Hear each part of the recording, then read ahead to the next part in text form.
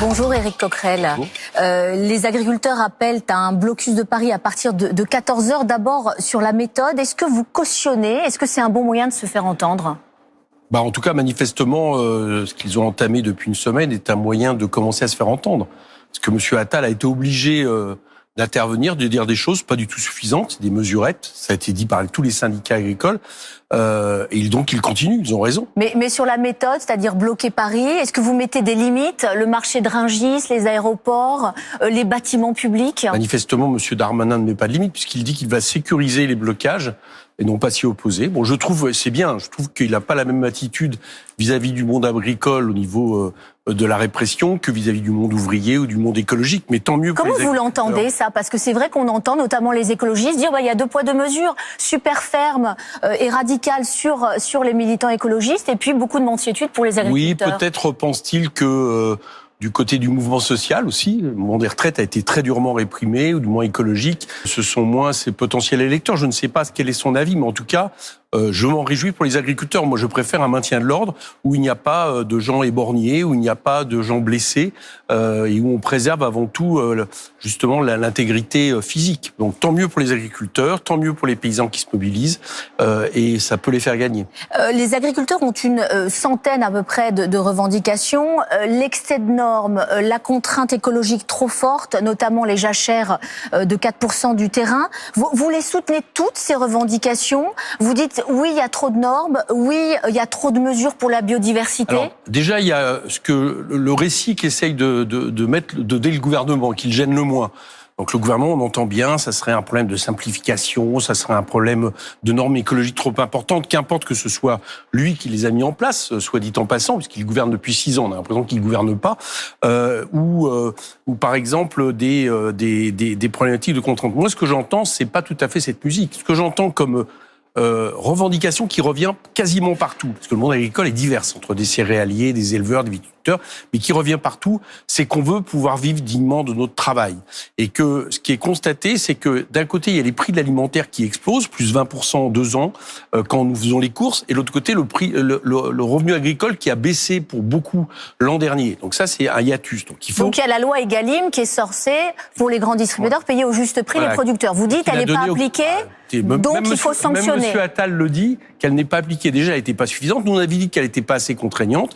Donc, manifestement, c'est exactement ce qui se passe, ce que nous disons. Et nous demandons ce que disent à peu près tous les syndicats agricoles, y compris M. Rousseau, j'ai bien regardé, des prix rémunérateurs. Nous demandons des prix planchers, des prix garantis, qu'on ne puisse pas acheter en dessous du prix de revient. Et d'ailleurs, nous avions fait cette proposition lors d'une niche parlementaire. Et figurez-vous que cette mesure avait été majoritaire à l'Assemblée. Et la deuxième chose, c'est pas tant j'allais dire, le respect de normes environnementales, parce que les deux ne sont pas contradictoires. Les agriculteurs sont des citoyens, sont les premiers à subir parfois... Les jachères de 4% du terrain, ils ne la veulent pas. Laissez-moi venir sur les questions des normes, parce qu'ils ne veulent pas, et ça je suis d'accord avec eux, c'est une concurrence déloyale, c'est-à-dire le fait qu'on puisse importer des produits... On va en parler. Voilà. Et donc nous demandons le fait que le gouvernement respecte la clause de sauvegarde, c'est possible, qui fait qu'on ne puisse plus importer des produits fabriqués avec des normes écologiques et sanitaires moins disantes. Voilà, ça c'est une mesure qui pourrait être prise, et ça le gouvernement parce qu'il est pour le libre-échange. J'en profite, le Mercosur, on sait que cet accord de libre-échange, il est sur la table à Bruxelles, qui pourrait être voté, débattu avant le mois de juin. Aujourd'hui, Emmanuel Macron dit « je m'y oppose parce que les normes sanitaires, ce ne sont pas les mêmes qu'en Europe et qu'en France, donc ce sera non ». Vous lui faites confiance? Il accepte le Chili et Nouvelle-Zélande, donc excusez-moi, mais je comprends pas très bien. Mais vous lui faites confiance sur le Mercosur? Non, modérément, parce que jusqu'à maintenant, justement, c'est ce qu'on entend comme petite musique, et ces députés, comme d'ailleurs tous les groupes, sauf le groupe auquel appartient France Insoumise au Parlement européen, a voté pour le traité de Nouvelle-Zélande. Nous, on l'a refusé, en tout cas, on l'a refusé dans notre entièreté, contrairement aux autres groupes. Mais dans la plupart des cas, ces accords, ils bénéficient aussi largement aux Français. S'il n'y a plus d'export, il y a certaines filières qui vont mourir. Qu'est-ce qu'on fait de nos 50% de céréales françaises qu'on exporte, de nos 3 milliards de fromages français, des milliards de vins et spiritueux? Mais le fait de ne pas vouloir d'accord de libre-échange ne veut pas dire que vous n'avez plus d'accords commerciaux du tout. Simplement, le nom l'indique, ça ne peut pas être du libre-échange. Ça ne peut pas être, on abaisse toutes les barrières douanières, on ne protège plus en fonction de la manière dont les choses sont fabriquées ou du prix. Nous, on demande aussi un prix minimum, justement, lié à la question du prix plancher. Donc, qu'il y ait des accords commerciaux dans lesquels la France peut rentrer, il n'y a pas de problème. Nous, ce que nous voulons, c'est pas d'accord de libre-échange. Et au niveau européen, j'insiste, le fait qu'il y ait une clause de sauvegarde, parce qu'il n'y a pas seulement des accords de libre-échange avec l'extérieur de l'Union européenne, il y a aussi à l'intérieur de l'Union européenne, ça fonctionne comme ça. Et là, c'est pour beaucoup d'agriculteurs, c'est une catastrophe. Et par exemple, pour vous, est-ce qu'il faut rétablir les droits de douane sur le blé ukrainien qui ont été suspendus?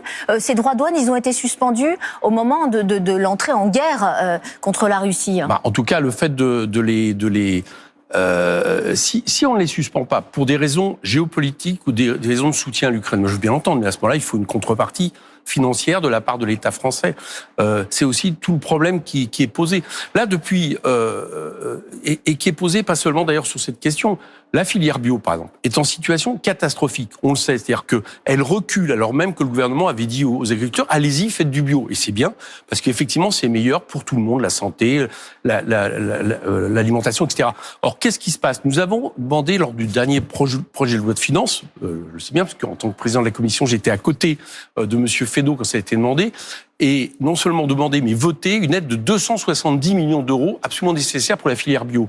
Le bilan, c'est que ça a été refusé par le 49.3 alors que ça avait été adopté et que maintenant M. Attal propose 50 millions, ce qui n'est pas suffisant. Donc, ce que je veux dire à partir de là, c'est que quand on constate des problématiques sur des filières pour des raisons X ou Y, là le bio c'est le pouvoir d'achat des Français, le gouvernement doit effectivement appuyer les agriculteurs. Il ne peut pas faire des larmes de crocodile après, alors qu'il gouverne depuis 6 ans. Mais par exemple sur les 4% de jachère des terres, c'est-à-dire mettre un bosquet, mettre une haie, favoriser la biodiversité sur un petit pourcentage de son terrain, ça vous dites ils ont raison de dire non ou attention, n'allons pas trop loin. Sur la question des jachères, tous les agriculteurs n'ont pas cette revendication. Pour la raison que vous venez de dire, c'est que beaucoup d'agriculteurs ont fort heureusement encore des bocages, des haies, etc.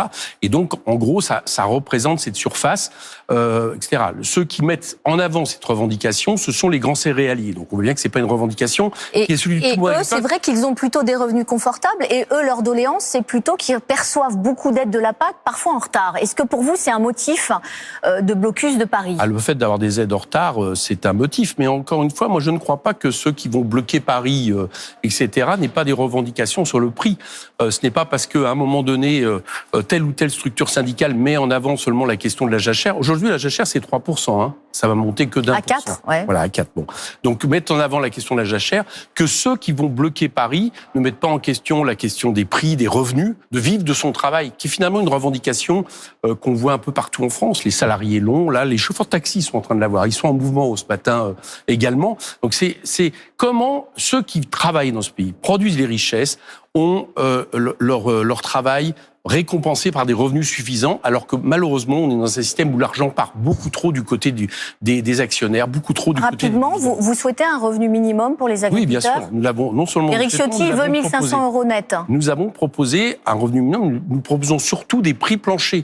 C'est surtout ça. Et ça, c'est évidemment... que ça soit la droite ou les macronistes n'en veulent pas trop. Ils l'ont répété. Monsieur Fesneau a eu un truc incroyable. Il dit « j'en veux pas parce que ça serait une concurrence déloyale au niveau européen ».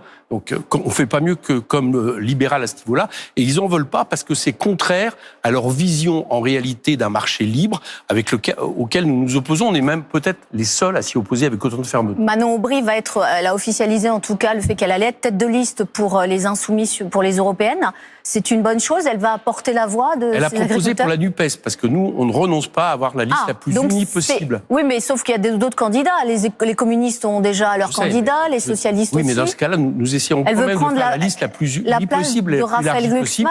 Même si nos partenaires actuels ne veulent pas en être, nous essayons d'avoir une liste plus élargie, et elle a bien fait, effectivement, de s'annoncer. D'accord, mais pour l'instant, elle n'est pas officiellement tête de liste pour les insoumis. Vous me demandez si elle a bien fait. Je vous dis, elle a bien fait. Elle a bien fait. Une excellente candidate. Deux petites questions encore. Gabriel Attal, demain, discours de politique générale. Vous allez d'ores et déjà déposer... Enfin, il ne va pas vous demander la confiance, donc vous auriez d'ores et déjà une motion de Donc on va faire une motion de censure pour que l'Assemblée ait le droit de voter. Parce que c'est quand même paradoxal de commencer à s'installer dans l'idée qu'un gouvernement n'engage pas sa responsabilité avec un vote devant l'Assemblée. Je trouve que pour la démocratie, c'est une fort mauvaise affaire.